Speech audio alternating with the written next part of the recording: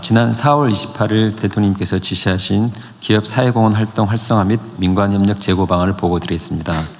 먼저 기업의 사회공헌 활동 현황 및 평가입니다. 최근 국내 소비자와 장기 투자자들이 소비와 투자 의사 결정 시 기업의 사회공헌을 매우 중요하게 고려하면서 사회공헌이 기업 경쟁력의 주요 요인으로 부상하고 있습니다. 그런데 우리 기업들의 GDP 대비 사회공헌 지출은 비율 자체는 미국과 일본과 비교해 낮지는 않지만 지금 현재 기부금 규모 자체는 18년 이후에 5조 원 수준에서 정체되어 있습니다. 특히 우리 국민의 대다수가 기업의 사회공헌 활동이 충분하지 않다고 느끼고 있으며 청년 세대, 지역경제 지원 등 사회통합과 생태계 육성을 위한 활동도 부족하다는 평가가 절대 다수입니다. 이에 민관이 함께 사회공헌 활동의 규모, 효과성, 파괴력을 높일 수 있는 방향으로 노력이 필요하다고 생각합니다. 크게 세 가지 방향에서 생각했습니다. 첫째는 국민과 투자자들이 기업의 사회공헌 정보를 보다 쉽게 파악할 수 있도록 하고, 둘째는 사회적으로 필요한 분야에 기업이 기여토록 인센티브 제도를 설계할 필요가 있습니다. 아울러서 다른 기업 및 지역사회, 정부, 공공기관과의 연계와 협업토록 하여 시너지를 극대화하는 것이 필요하다고 생각합니다. 다음 페이지입니다. 첫째 중점 추진 방안입니다. 첫째는 경제단체인 환경협과 산업부가 사회공헌 정보를 체계적으로 조사하고 공개하여 기업의 행동 변화를 유도하겠습니다. 이른바 너지 효과를 기대합니다. 사회정보 대상 기업을 1000개로 확대하고 기업별 이슈별로 한눈에 볼 수 있도록 대시보드를 구축하고 사회공헌 우수 이미지를 기업 활동에 홍보에도 활동토록 지원하겠습니다. 이와 함께 국민들이 직접 참여하는 매년 사회공헌 활동 우수 기업을 선정하는 이른바 시슐랭, 우리가 미슐랭의 음식점을 하듯이 사회공헌에 참여하는 사회공헌을 우수한 기업들을 저희들이 선정하여 시슐랭 가이드도 개발해 보겠습니다. 둘째는 매년 국민이 원하는 사회공헌 분야를 조사하여 기업의 역량이 보다 집중되도록 장려하겠습니다. 이를 위해 사회적 우선순위가 높은 분야나 협업을 통해 시너지를 창출하는 활동에 대해서는 더 많은 지원이 이루어지도록 인센티브를 차별화하는 방안을 관계부처와 함께 검토하겠습니다. 아울러서 사회공헌 성과를 화폐 가치로 환산하여 공개하고 우리 기업들이 사회적 파급 효과가 더 큰 분야에 기여하도록 유도하겠습니다. 마지막으로 사회문제 해결과 산업 생태계 동반선장을 위한 기업과 정부의 협력을 강화하여 파급력을 높이겠습니다. 우선 복지부의 바로잇, 그냥드림 등 정부 복지 프로그램의 기업 참여를 촉진하고 정부와 앵커 기업이 공동 추진하는 산업 생태계 함께 성장 프로젝트를 통해 협력업체 협력 강화, 역량 강화, 소부장 국산화 기술 등을 같이 개발토록 지원하겠습니다.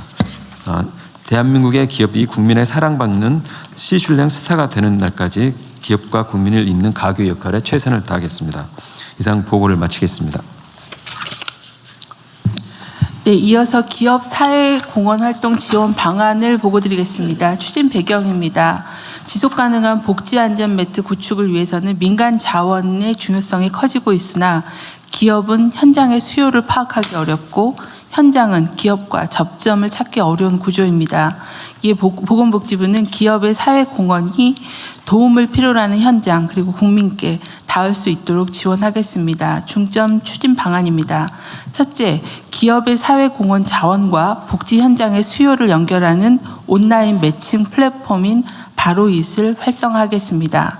지난 5월 개통하였고 현재는 278개 정도의 기업과 기관이 참여하고 있으며 바로잇을 통해서 기업의 사회공헌 사업의 탐색부터 매칭, 실행, 성과관리에 이르는 전 과정을 원스톱으로 지원하겠습니다.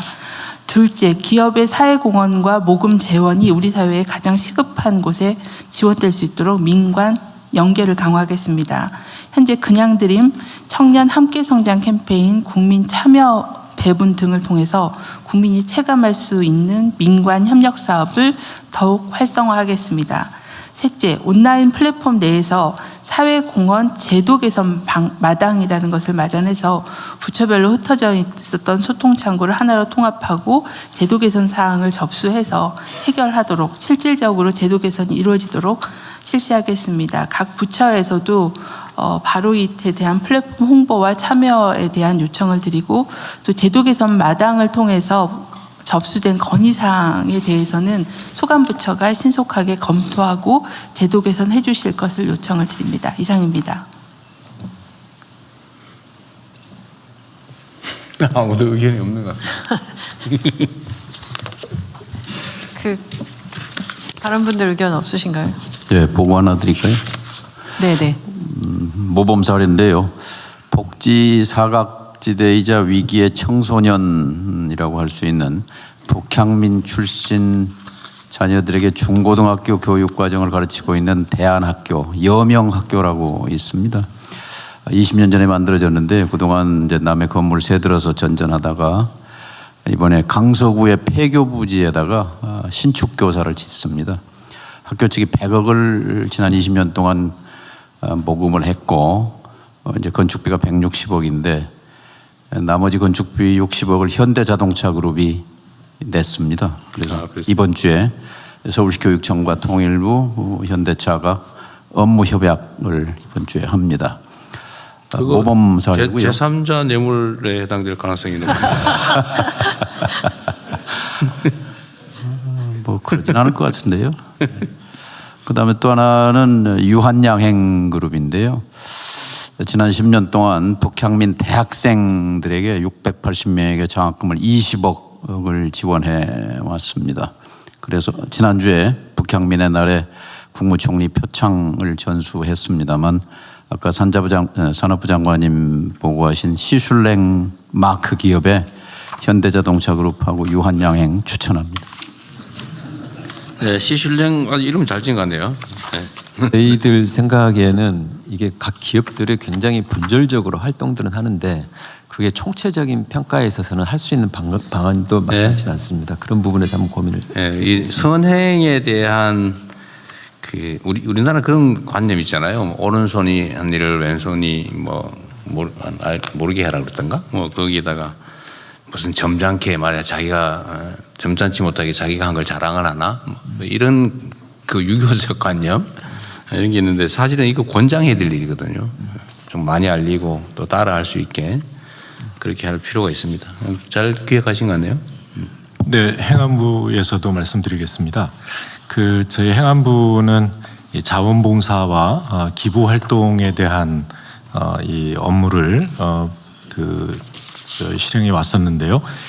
대한민국 자원봉사 대상이라든가 착한 기부 대상, 그 다음에 공익활동 임팩트 어워드 뭐 이런 이제 포상 제도를 운영을 해왔습니다. 그런데 주로 이제 개인에 대한 기부 또 자원봉사에 대한 포상인데요. 지금처럼 이렇게 CSR이 일반화되고 기업들의 사회 기여가 활성화되는 상황에서 이런 포상 제도도 이 개인뿐 아니라 기업을 대상으로 한 포상으로 넓혀야 되지 않나 하는 말씀을 드리고요. 그렇게 검토해 나가도록 하겠습니다. 또 아울러서 이 기업의 주식 기부라든가 이 공익 활동을 활성화시키기 위해서 공익법인에 대한 주식 기부 그리고 공익 목적 투자에 대한 그 길을 열어주는 상승세법 개정이라든가 기부금품법 개정도 추진할 계획입니다. 네, 말씀 들으면서 든 생각은 굉장히 좋은 제도들이고 그리고 개인들의 기부, 기업의 기부 이런 것들이 활성화되고 이걸 잘 알리면 굉장히 좋을 것 같고 여기에 대한 뭐 혜택이나 또 홍보 효과 이런 것들도 잘 해드려야 될 것 같아서요. 지금 각 부처에서 말씀하신 내용들을 좀 합쳐서 정부가 하는 것도 하나의 어떤 브랜드가 좀 잘 만들어지고 또 각 기업들이 또 부처마다 다 협의하시거나 이러지 않고 좀 하나의 브랜드로 갈 수 있도록 하는 방안과 그리고 아까 바로 말씀 주셨는데 이게 어떤 일을 하는 사이트인지 이런 것들에 대한 것도 좀 잘 알려지도록 한꺼번에 좀 살펴보는 것들은 좀 해야 될 거라는 생각이 듭니다. 그래서 이 부분은 좀 저도 같이 보고 말씀 나누도록 하겠습니다.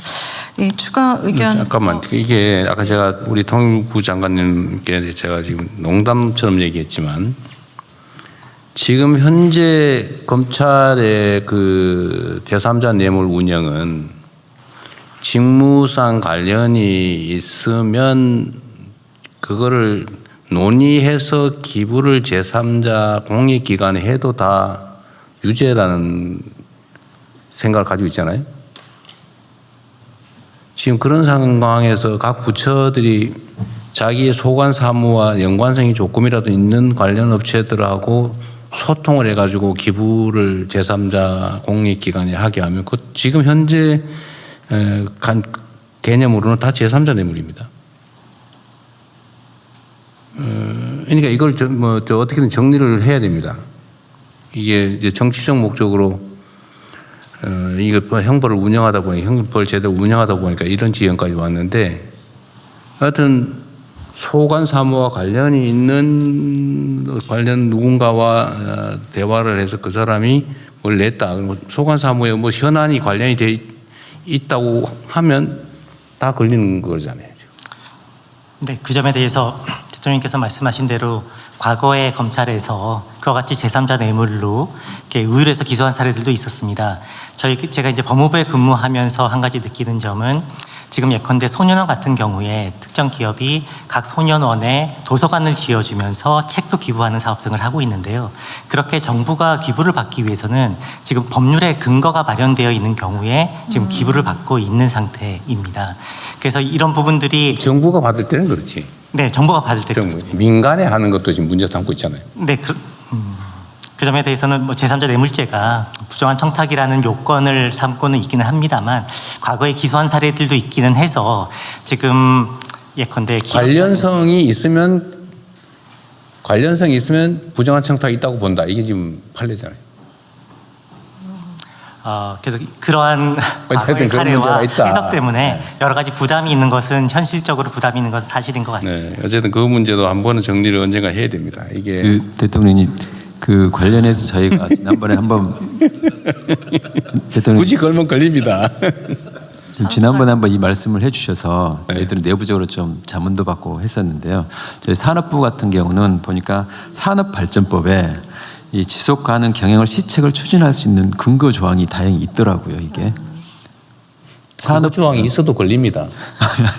그래서 저희들 내용을 보면은 저희가 직접적으로 하는 게 아니라 가급적이면 좀 어쨌든 이게 하여튼 그 문제도 정리를 언젠가는 해야 된다. 이 공직자들이 공익적 활동을 하는 것 자체가 지금은 다 이렇게 문제가 될 수 있기 때문에 언젠가는 가이드라인을 정리를 한 번쯤은 해야 된다 그 말입니다.